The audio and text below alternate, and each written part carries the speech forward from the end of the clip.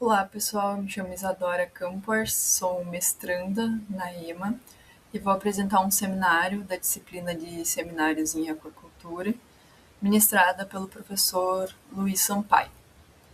O artigo escolhido foi esse aqui, com o seguinte título: A ração para tilápia com mistura de microalgas elimina a farinha e o óleo de peixe, melhora o crescimento e tem custo viável. Ele é um artigo de 2020, em que eu achei muito interessante essa abordagem da utilização da microalga para substituição da farinha e do óleo do peixe. Bom, então, para iniciar, a aquicultura ela é um setor alimentício que mais cresce no mundo e esse aumento ele é um resultado da demanda global por uma maior quantidade no consumo de peixes e frutos do mar. Os insumos, a gente sabe que sempre são os maiores custos da produção, e o custo especificamente da ração ele pode variar de 40% a 75% do custo total de produção. E a gente sabe que o mercado de rações ele também tem crescido, em torno de 8 a 10% ao ano. E como esse artigo ele era de 2020, a perspectiva é que para 2025 houvesse uma produção aí anual, né, no ano de 2025, de 73 milhões de toneladas.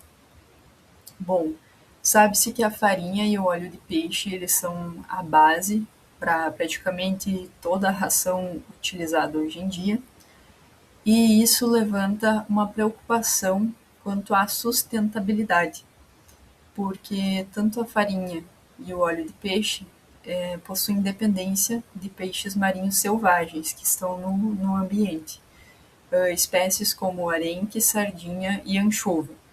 Além desses animais serem utilizados para a produção de ração na aquicultura, também existe uma competição dessa matéria-prima, digamos assim, em relação à indústria farmacêutica, nutracêutica e também para a ração ração destinada a pets, né, gato, cachorro. E o futuro, então, é que uma perspectiva futura é que essa crescente demanda por farinha e óleo de peixe não poderia ser atendida somente com os animais selvagens, e isso poderia, inclusive, limitar o próprio crescimento do setor da aquicultura. E aqui eu trago, inclusive, um paradoxo, que é o seguinte: dos 29 milhões de toneladas de peixes forrageiros que são capturados na natureza, praticamente 17 milhões deles, né, o que representa 58%, são utilizados para a produção da farinha e do óleo do peixe. E aí qual é o paradoxo aqui?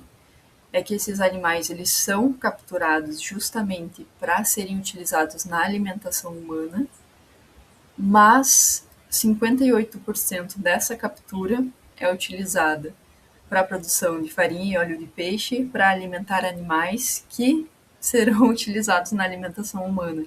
Então, aqui entra um certo paradoxo que eu achei interessante trazer. Gostei bastante desses dados. Além disso, a tilápia, que é o foco aqui do artigo, ela é o segundo maior grupo produzido pela aquicultura no mundo. São em torno de 7,1 milhões de toneladas por ano de tilápia que é produzida. E a ração destinada à tilápia, ela utiliza só uma pequena porcentagem, né, de farinha e óleo de peixe, seria algo em torno de 3 a 10%, mas como essa produção de tilápia ela é grande, numa escala grande, mesmo esses 3 a 10%, que parecem pouca coisa, resultariam aí em algo parecido a 710 mil toneladas dessa matéria-prima, o que é muita coisa para se retirar da natureza. Atualmente, então, o que se faz para minimizar essa dependência da farinha e do óleo do peixe é a utilização de plantas terrestres como a soja, o milho e a canola. O problema disso é que há uma baixa digestibilidade, existem fatores antinutricionais e esses grãos são deficientes em aminoácidos, além de carecerem de ômega 3 de cadeia longa e de outros ácidos graxos importantes, como EPA e DHA, importantes não só para o animal em si, mas principalmente para o ser humano. O que o artigo propõe, então, é a utilização da microalga, que superariam as desvantagens nutricionais das plantas terrestres e que possuem um equilíbrio de aminoácidos essenciais, minerais, vitaminas e, inclusive, ácidos graxos ômega 3 de cadeia longa, algo que as plantas não possuem e deixam a desejar. Então, o que o artigo propõe? Propõe a produção de ração à base de microalgas, que são ricas em proteína. Essas duas espécies utilizadas aqui, elas possuem 50% da sua biomassa sendo proteína, então são microalgas bastante proteicas. Foram utilizadas essas duas espécies aqui. Essa oculata, a primeira aqui da lista, ela é um excedente da extração de ácido graxo tipo ômega 3, voltado a suplementos humanos. Então, foi pega essa microalga, foi retirada o suplemento necessário e o restante, né, esse resíduo da microalga foi utilizado aqui no artigo. E a outra espécie, né, de microalga, ela é rica em DHA, que é um ácido graxo tipo ômega 3. Bom, aqui eu trago então uma tabela apresentada no próprio artigo com com macronutrientes e elementos traço. Como vocês podem ver, essas microalgas elas possuem fósforo, cálcio, magnésio, potássio, ferro, cobre, manganês, selênio, zinco, tudo nutrientes que a gente sabe que são extremamente importantes. Bom, quanto aos materiais e métodos, foram utilizados 480 tilápias juvenis. O sistema era RAS controlado, em que todo dia se fazia o controle da temperatura, do pH, do oxigênio, da amônia e do nitrito. A alimentação ela também era controlada 2 vezes ao dia, uma vez pela manhã e uma vez à tarde. E havia um monitoramento mensal do peso e do crescimento dos peixes. E foram utilizadas 4 dietas. A dieta de referência, que é a comercial já utilizada para tilápia, e as outras 3 dietas com a utilização das microalgas. A dieta número 1, digamos assim, ela substituía 33% da farinha de peixe pela microalga oculata. A outra ração fazia substituição de 66%, e a outra ração fazia substituição de 100% da farinha de peixe. E todas as rações com microalga, né, com essa oculata, elas possuíam 100% de substituição do óleo de peixe pela outra espécie de microalga citada anteriormente. Então aqui eu trago uma tabela para mostrar a ração referência, que possuía taxa zero, né, de microalgas, e as outras rações com substituição de 33%, 66% e 100%. Como vocês podem ver em verde, é a espécie que eles chamam de microalga desengordurada, porque foi utilizado parte dos lipídios dela para suplementação, para o suplemento humano, né, de uso humano, e o restante dela foi utilizada para a produção da ração. Então essa em verde, a desengordurada, foi tendo a sua concentração aumentada ao longo aqui da tabela, né? E em azul é a outra microalga que foi utilizada para substituir o óleo de peixe e a sua concentração é constante. Então essa tabela aqui ela é bem explicativa, achei muito interessante. E lembrando que todas as dietas elas foram formuladas de forma a serem isoenergéticas e isonitrogenadas, com composição nutricional semelhante, justamente para se ter resultados interessantes no final.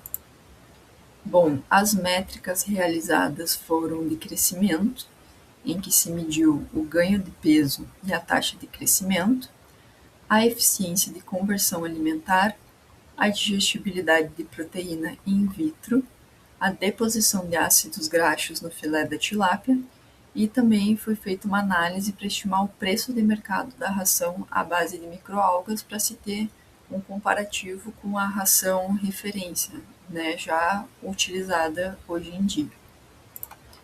Quanto aos resultados e discussões, no quesito crescimento e desempenho, os peixes alimentados com a ração à base de microalgas apresentaram um crescimento significativamente superior ao grupo controle. Trago essa tabela aqui então, em vermelho se tem a dieta referência e em verde eu sublinhei aqui a substituição de 100% da farinha e do óleo do peixe pelas microalgas. Vocês podem analisar aqui também os dados se quiserem, né? Mostra a ração com substituição de 33%, de 66% também, mas eu quis pegar os extremos. Então, o peso final ele foi maior na ração com 100% de microalga, consideravelmente maior. O ganho de peso em gramas também foi superior.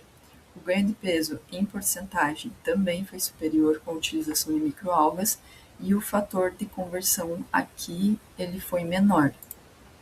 E nesse caso aqui, quanto menor o fator de conversão, melhor. Quer dizer que com a utilização da ração à base de microalgas foi preciso 1,4 kg de ração para produzir 1 kg de carne, de filé de peixe nesse caso, enquanto que com a ração referência seria preciso 1,61 1,6 kg no caso, de ração para a produção de 1 kg de filé.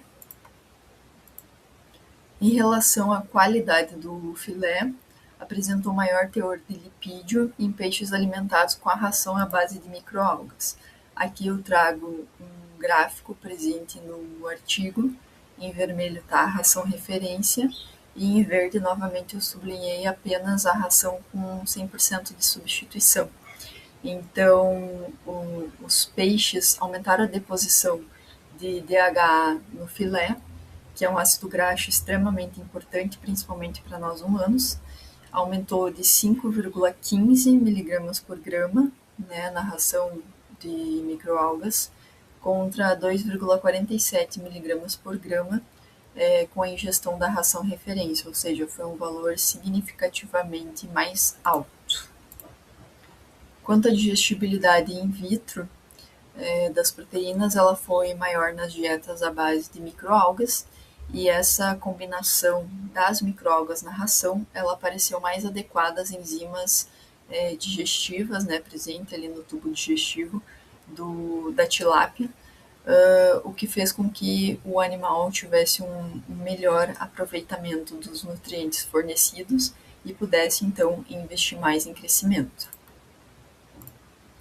Bom, enquanto à economia, o custo médio da ração ele foi ligeiramente superior na ração à base de microalga, ou seja, ela seria ligeiramente mais cara.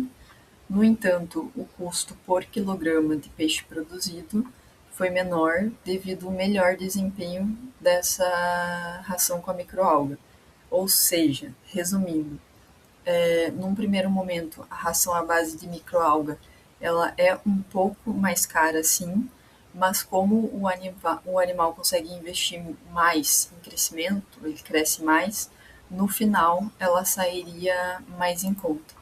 Então aqui eu trago o preço do quilograma da microalga desengordurada, né, utilizada para substituir a farinha de peixe. Então custaria 44 centavos de dólar o quilograma dessa microalga, enquanto que o quilo do farelo de soja seria 47 centavos de dólar e a própria farinha de peixe custaria 1,54, né, 1 dólar e 54, ou seja, muito superior o preço da farinha. Nesse caso, a utilização dessa microalga reduziria um monte o custo da ração. Quando a gente olha para a microalga utilizada para a substituição do óleo de peixe, aí sim a gente vê um acréscimo no valor. Custaria $2,38 a microalga, enquanto que o próprio óleo de peixe custaria R$1,70. Então é por isso que, num primeiro momento, a ração à base de microalgas ela custa mais, custaria em torno de 68 centavos de dólar o quilograma da ração, enquanto que a dieta referência custaria 64 centavos de dólar o quilograma, o que também não é uma diferença tão grande, mas no final, quando se analisa o quanto o peixe cresceu e a qualidade desse filé, a ração à base de microalgas, ela na verdade sai muito mais em conta. Aqui então eu trago uma tabela com esses valores, a ração referência em vermelho, e lá no final pode ver que o custo em dólar por quilograma de tilápia, utilizando a ração referência, a ração comercial, custaria $1,03, enquanto que a ração à base de microalga, ou com 100% da substituição da farinha e do óleo do peixe, custaria menos de $1, em torno de 95 centavos de dólar.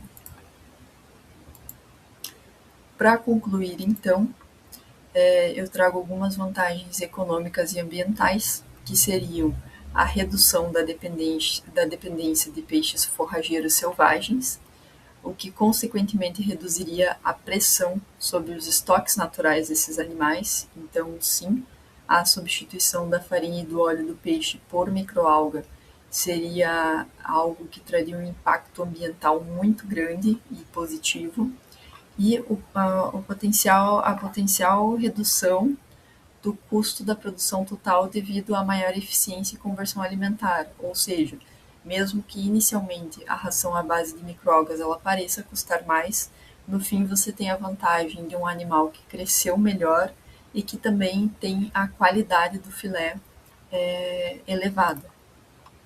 Para concluir, então, dado o crescimento de ingredientes alternativos para a fabricação de ração, as oportunidades de mercado parecem estar inclinadas para o uso, sim, de proteína e óleo à base de microalgas, ou seja, de realmente fazer a substituição da farinha do peixe e do óleo do peixe pelas microalgas. No entanto, um ponto de certa forma negativo que eles trazem é que para que essa ração à base de microalgas tenha um sucesso no mercado, as microalgas precisariam se tornar competitivas em termos de custo, e também a sua produção ela precisa ser viável em escala comercial, porque para atingir a demanda necessária para a produção de ração, né, para a quantidade de ração que se consome na aquicultura por exemplo, no mercado PET,